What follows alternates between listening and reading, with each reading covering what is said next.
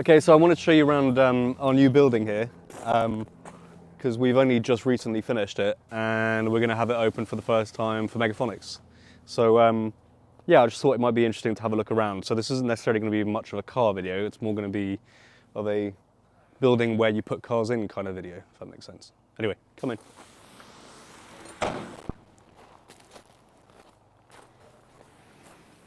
So, just thinking, just going back 6 years ago, it would have been 2016, late 2016, and this building was basically a horse stable. So, well, it was a horse stable. So we have knocked the whole thing down and started again from the ground up, but it has got the same footprint.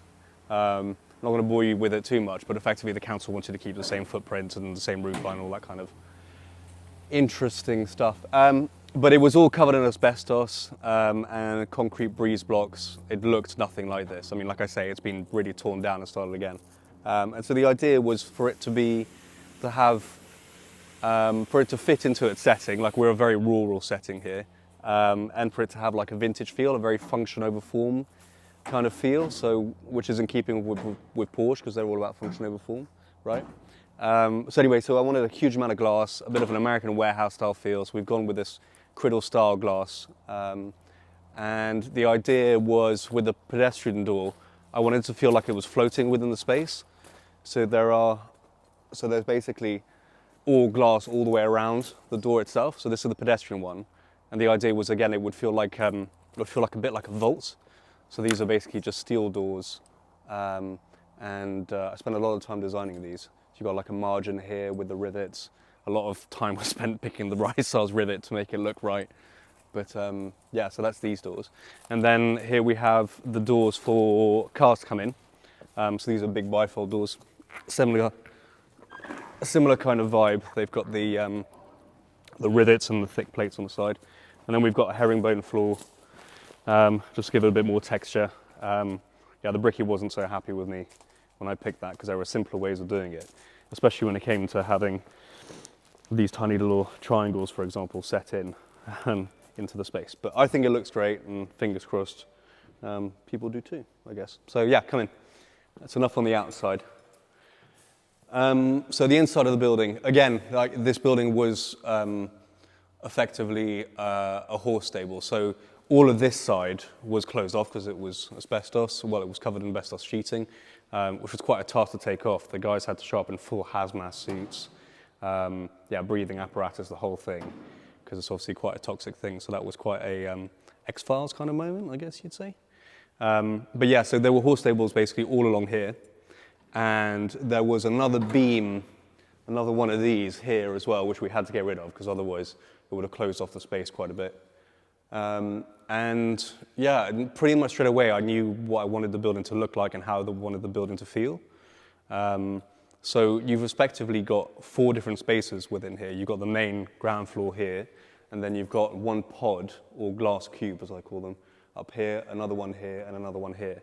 And they're all independently operated. They all have their own air conditioning systems, heating systems, and so on and so forth. But overall, as you can see, like the idea was to keep everything kind of exposed. So you've got the steels very much exposed, the air conditioning systems exposed. Things like, for example, these sockets here. Like we could have just sunk them into the wall and got rid of all the conduit coming up, but I really wanted to have that function over form kind of feel. And I wanted to, I don't know, express that kind of beauty within the inner gubbins of it, I guess, is the best way I can articulate it. So yes, we've got these, like a brushed steel finish.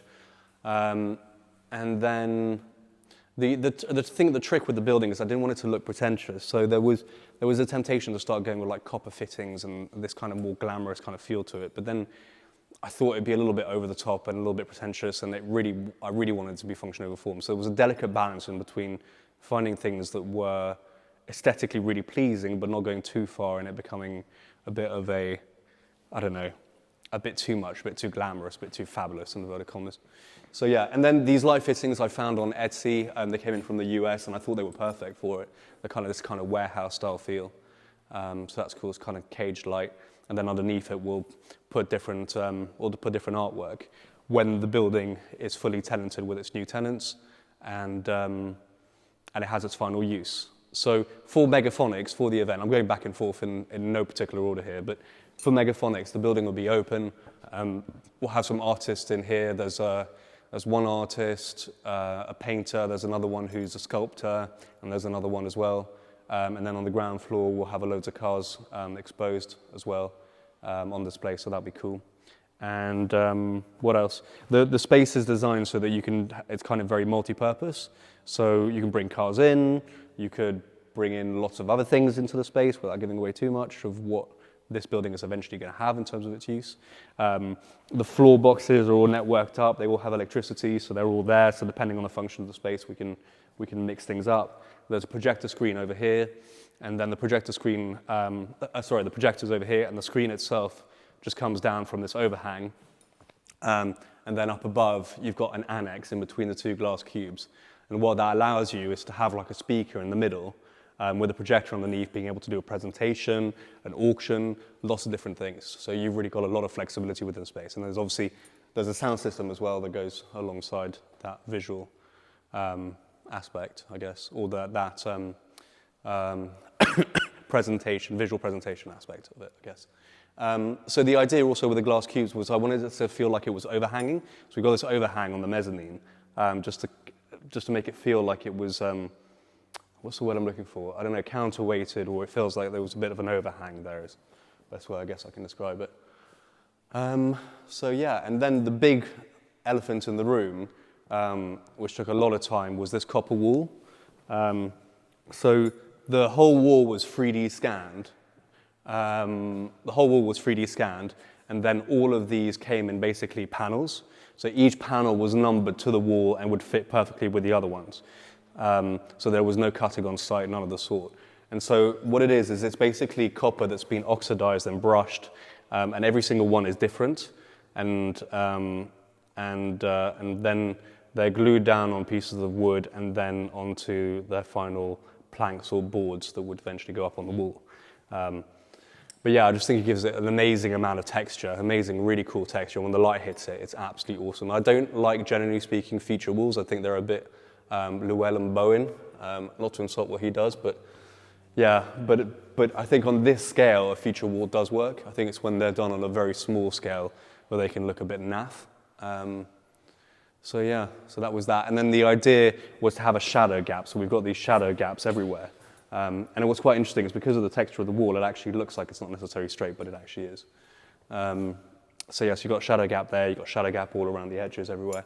And then the doors themselves, we've clad them in copper as well. And again, I wanted that vault-like feel, so you've got like a steel border with rivet nuts, which are purely decorative. So I guess that's not very function over form, but aesthetically, I just liked how you could see how the door was made, if that makes sense, with that feel of knowing how the door was made is what I'm trying to get at, I think. So yeah, so that's there. And so the copper wall leads into the room upstairs and also leads into one of the spaces down here. So we've got festoon lights. Was it festoon lights? Not festoon lights, sorry. We've got spotlights underneath the mezzanine. All of it is dimmable and adjustable, depending on the application, I guess, depending on what you're doing.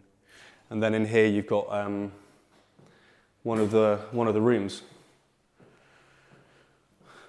So this space can effectively,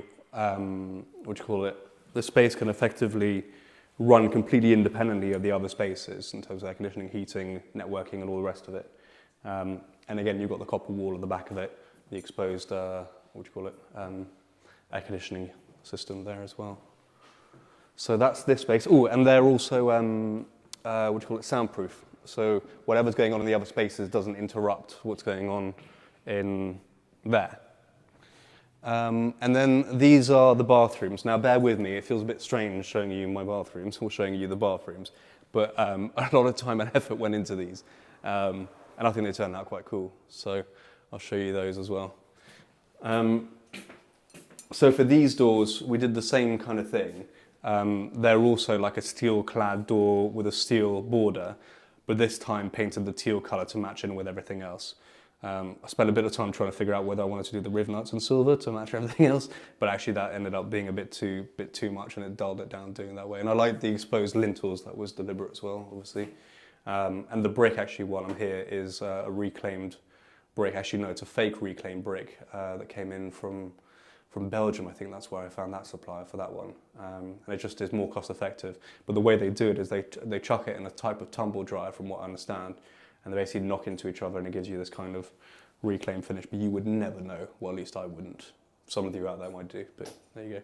Anyway, and then we got these Frank Cassidy handles, which, yeah, I spent way too much time fussing over. And then these brush signs, which are actually made of nickel, and they showed up a bit too bright, so we ended up with wire brushing them just to dull them down so they would match the handles a bit better. So yeah, so that's that. Men's or women's? I'll show you the men's, okay.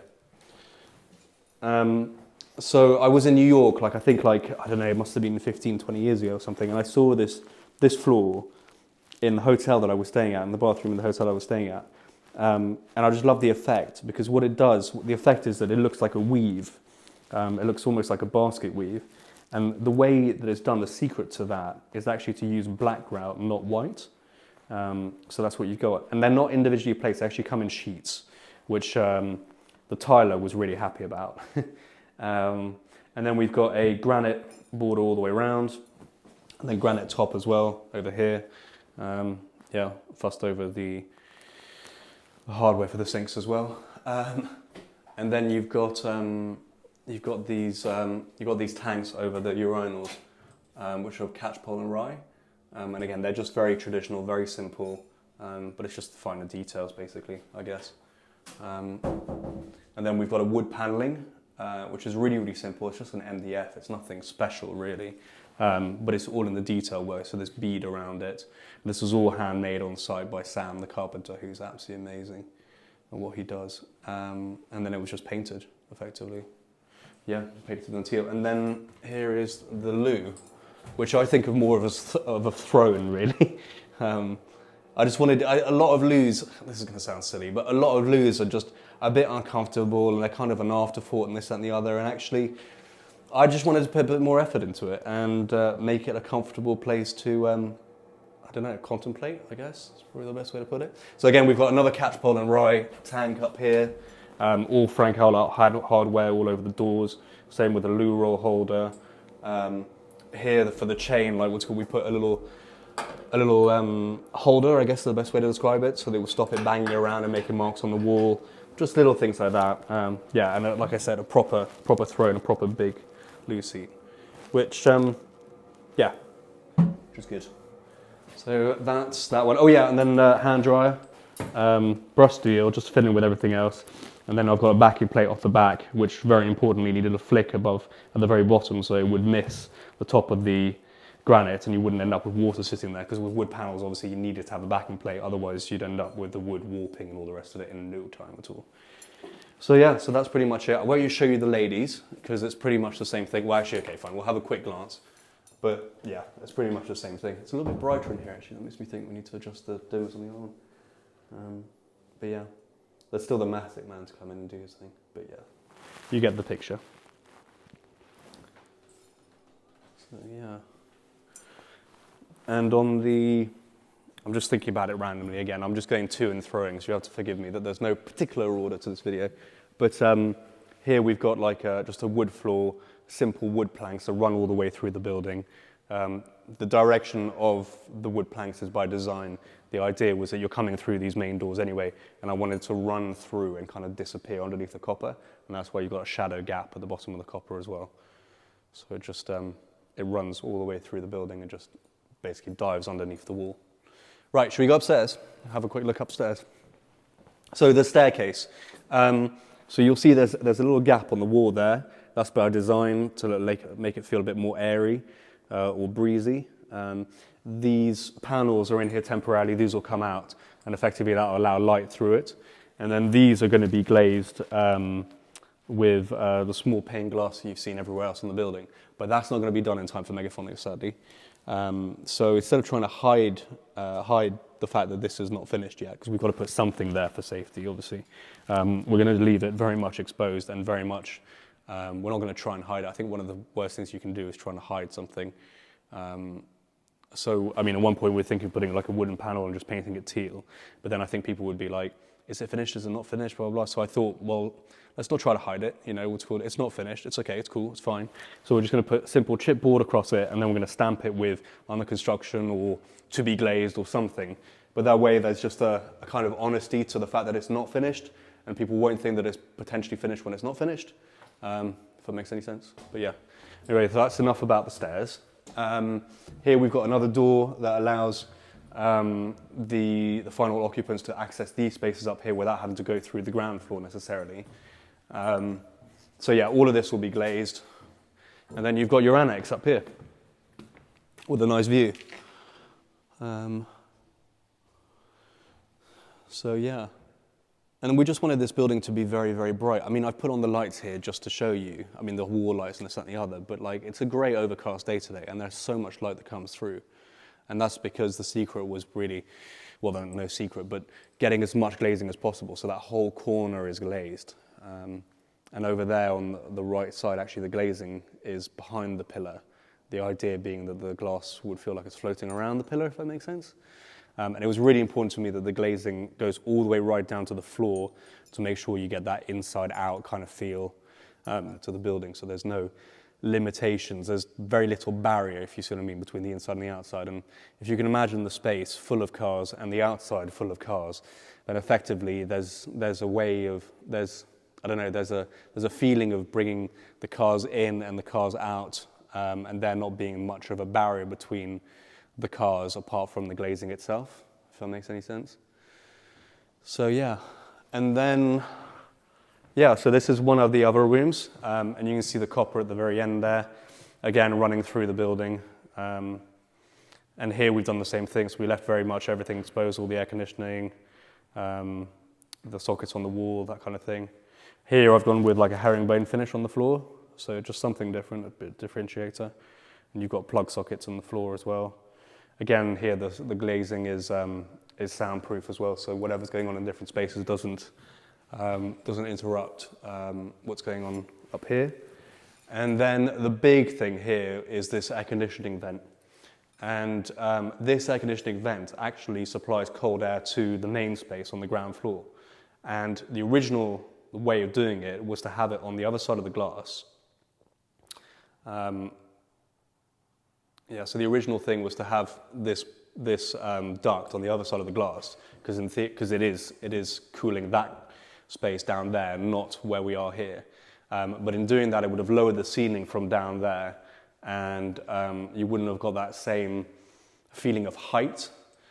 So what we did, much to the challenge of the engineers, was I flipped it round so that it was on this side, and then we've ducted it through the steels to get the air into the actual ground space. So a lot of engineering went in that just to make sure we would get that height on the ground floor. But if you look here, you can see the vent, you can see the tubes, or not the tubes, but you can see the vent goes out of this main vent through the steels and dumps its cold air on through there.